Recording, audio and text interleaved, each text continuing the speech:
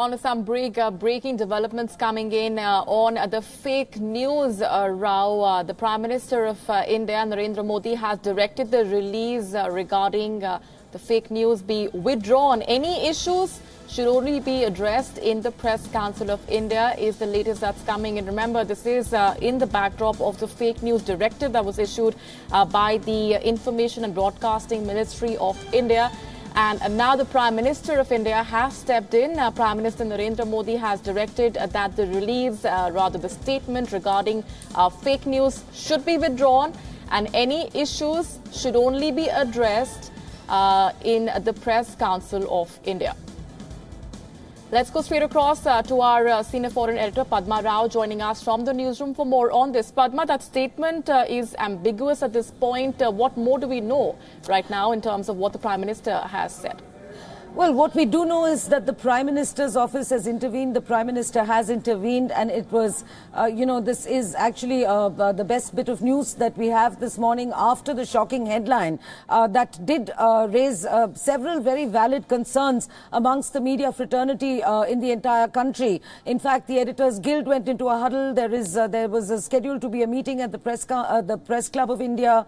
Molly, the thing is that this was a very sudden letter, a proposal that came from the Ministry of INB without any, I mean, there were 1,000 questions left unanswered. It was, all we knew is that if there is a body or entity that considers a piece of news as fake, then it has the authority to withdraw the PIB accreditation card, for 6 months or altogether, depending on how many times the offence, so-called offence, has been committed. Now, there were several questions left open. Who is the ombudsman? Who is going to be, or is there going to be a committee? On what basis? What are the guidelines? What are the, that determine a piece of fake news or not? Is source-based information or source-based news considered fake news simply because this ombudsman or the committee does not agree with what that particular source has said? Will there be pressure on the journalist to divulge the source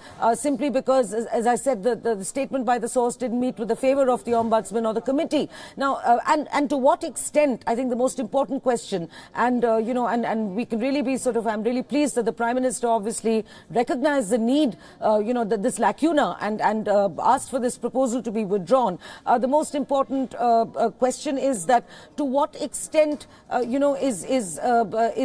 what kind of powers is this ombudsman going to be endowed with, and who gave him or her, who gives this committee those powers?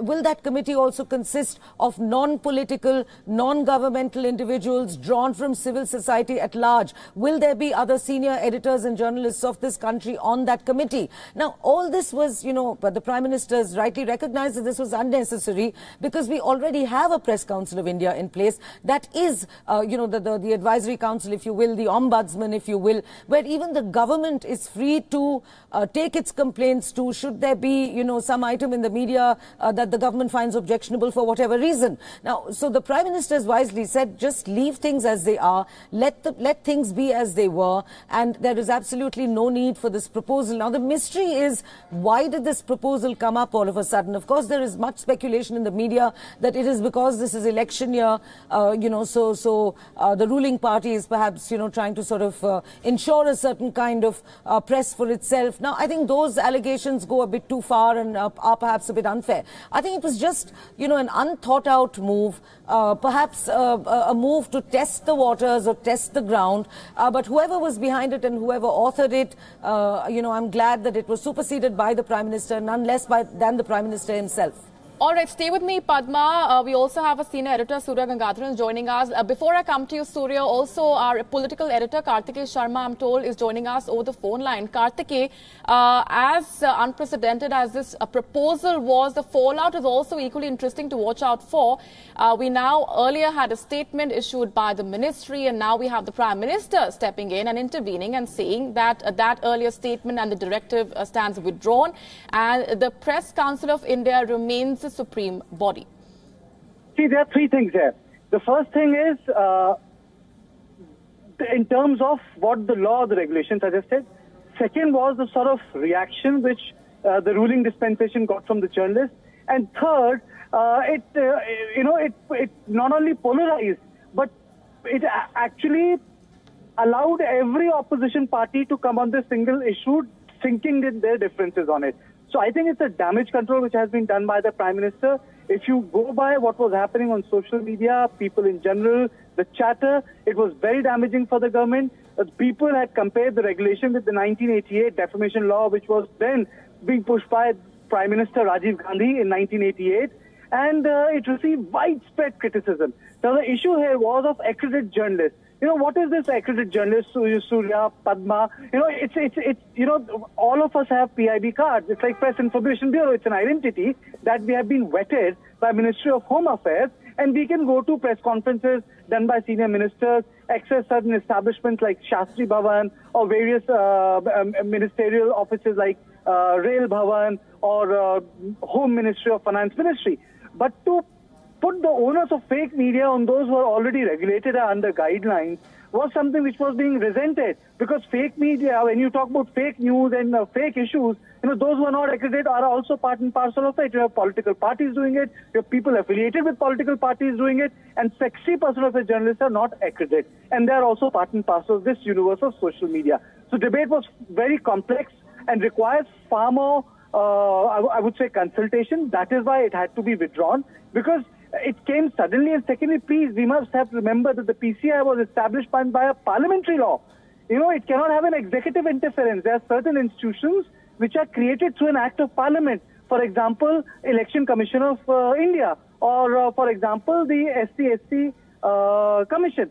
So the point I'm trying to make is that once you have these parliamentary acts creating institutions, only parliament interferes in it. It cannot be done through an executive action, even in terms of regulation. So I think it's a welcome step, which has come in form of a release from the Prime Minister's office, and I think the journalists would welcome it. No one says that fake news is not a problem. Fake news is definitely a problem. Fake news actually subverts democracy. It's a danger to democracy, but there are ways of regulating fake news. Yes, the Editors Guild and the senior, I would say, faces of our fraternity or journalism, they must devise a way in which we must tackle the menace of fake news. But these regulations won the way, because the problem of fake news is far wider than those who have PIB cards. Absolutely. Karthike, stay with me. Let's also get in Surya onto the conversation. Surya, as Karthike pointed out, several problems with the earlier proposal as well when it comes to who or what defines fake news, the subjectivity of it all, and also how social media was completely left out of that proposal. But now the Prime Minister has stepped in. He has intervened and saying that the Press Council of India remains the supreme body. What do you make of this intervention and the earlier proposal? Do you think that the proposal was a move to test waters, and now we have an intervention coming in from the Prime Minister? Do you think rather it was an unthought out move earlier? Well, there are more questions here than answers, frankly, Molly, because the point here is, how did this suddenly come up? Did Smriti Irani have a brainwave, some lightning bolt strike her? Was she raising a trial balloon on behalf of somebody else? And then there's this whole thing about the timing of this entire announcement, at a time when the entire Dalit protests are rocking all over northern India. Was this something intended to divert attention? If so, did it go wrong? Because you had this entire criticism within the media also. So while acknowledging the fact that fake news is a problem in India, I think there are better ways to go about it. And as Karthike pointed out, you have the Press Council of India. May not be the most efficient body of its kind, and certainly it can improve its functioning in far better ways. But it is there by an act of Parliament, and logically, this is the body which should go into the whole issue of fake news and decide who are the fake journalists and do what is necessary to clean up our media. Absolutely. Just hold that thought there, Surya. Also, Padma, let's take a little bit. Let's just delve a little bit into what other countries are, for example, doing when it comes to fake news. Malaysia has also very recently come out with its own law. How are different countries handling the menace of fake news? We have this Press Council of India in India, but what really needs to be done to address the problem in the country? You know, I'm glad you brought up that question, Molly, because let's look at the term fake news. Who invented that term fake news? It was President Donald Trump when he found himself at the butt of, a lot of criticism, a lot of it perhaps really unfairly. But was President Donald Trump, even after a year in office, actually able to do anything that was constitutionally sound and kosher and embedded in the United States Constitution that guarantees press freedom? Was he able to do anything about it to change such fake news? He even named and shamed media concerns, but ended up actually conceding interviews to some of them. So if in a India often likes to compare itself, we sort of see ourselves on par with the United States as the world's largest democracy, the world's richest and oldest democracy, etc., etc. So now this is really the time when which called upon, when India should have actually been demonstrating that in words and in deeds much more so than in words. And I think the Prime Minister, by withdrawing that rather curious announcement from the ministry, has shown precisely that. He's shown democratic maturity, and now coming back to your question about the social media, Molly, you see, most of this kind of abuse and most of the so-called fake news emanates from the social media. So now, if at all we should be looking at how to regulate this kind of fake news, if you like, then we've got to be looking at addressing those through the social media companies. For instance, a lot of people, it should not be allowed, people should not be allowed to set up accounts with pseudonyms or under false names, for instance. Now, that is the primary shield which people use to abuse, to intimidate, to even issue death threats sometimes to people they don't like.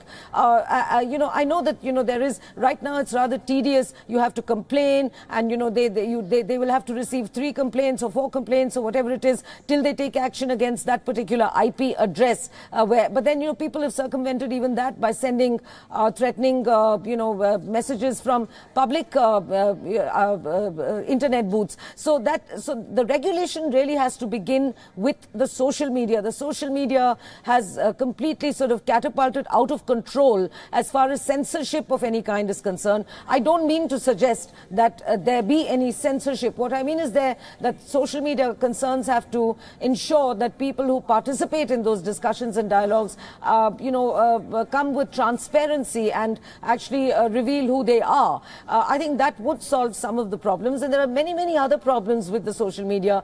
For instance, death threats and intimidation, personal intimidation to people. All these kinds of things cannot and must not be tolerated, because they are creating an atmosphere of fear. And I really think that this directive, if it was at all well meant and aimed at removing this menace, then it just came at the wrong time, as Surya pointed out, and also certainly it was a completely unthought out move. And what they should really be looking at is restricting this debate now.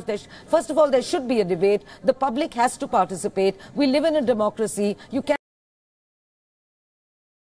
We saw what happened during the emergency under Mrs. Indira Gandhi, and we saw how magnificently the press of India rose up and ensured that move failed. So this is the kind of leadership Prime Minister Modi has shown, and I would like to see a follow-up on that and a genuine discussion and debate, including public forums, on this very contentious subject of fake news. Absolutely. Stay with me, please, Padma and Surya. Kartikeya, also some clarity for our viewers. How well equipped is the Press Council of India, since it is, of course, the supreme body, to tackle the issue of fake news? How well equipped is the Press Council of India to tackle the menace of fake news?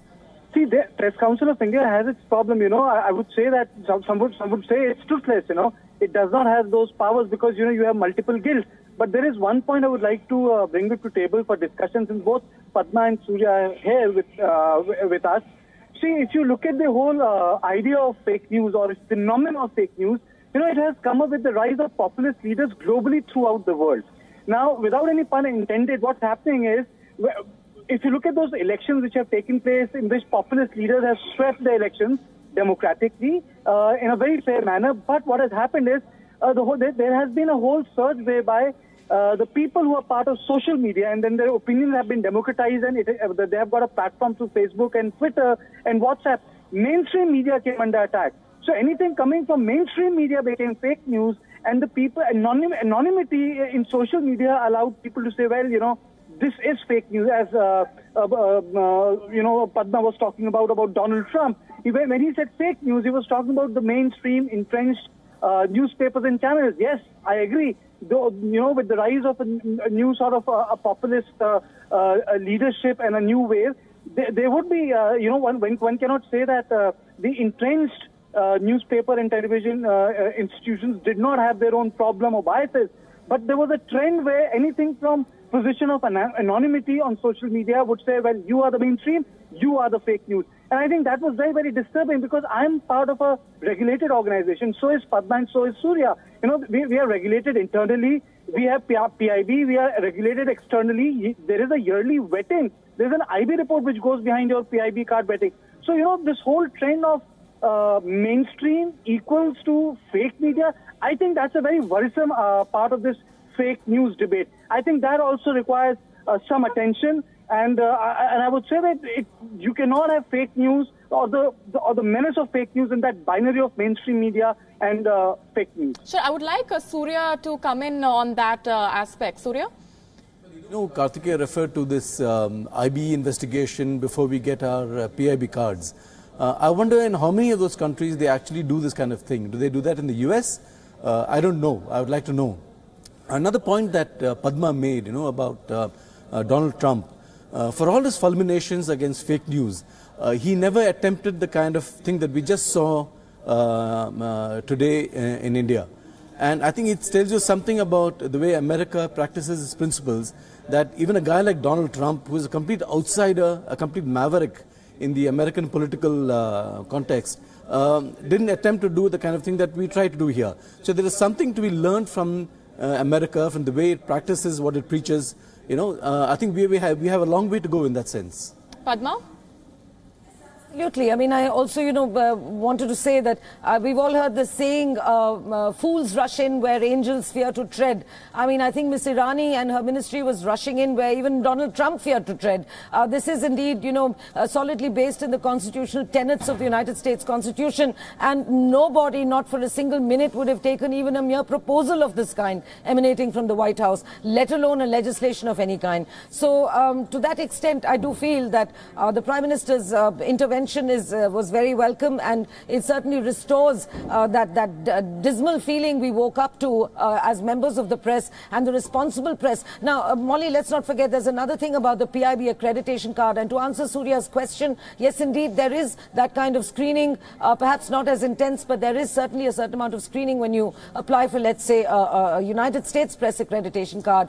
There is police clearance required and, you know, all that sort of thing. But having said that, I think, you know, that what we really need now is a debate in this country and no more such foolhardy, you know, sort of diktats. And I really honestly think also that the ministry should realize that the PIB card, this is not, you know, some sort of a coupon or an entry ticket for a movie. This is a card that it is in itself, it's like a driving license. It's a guarantee given to you by the government of India that yes, they acknowledge you to be a responsible member of the media, and that you are a genuine journalist, and that they will respect your work and allow you to work without any hindrance. That's what the card says. It is a passport. It's a sort of a license. So to then say, you know, that just like a driving ticket, if you're drunk, or, you know, we will withdraw your license for 3 months if you're found drunk once, and we will withdraw it forever if you're found drunk 3 times. I think there is absolutely there can be no comparison of that kind.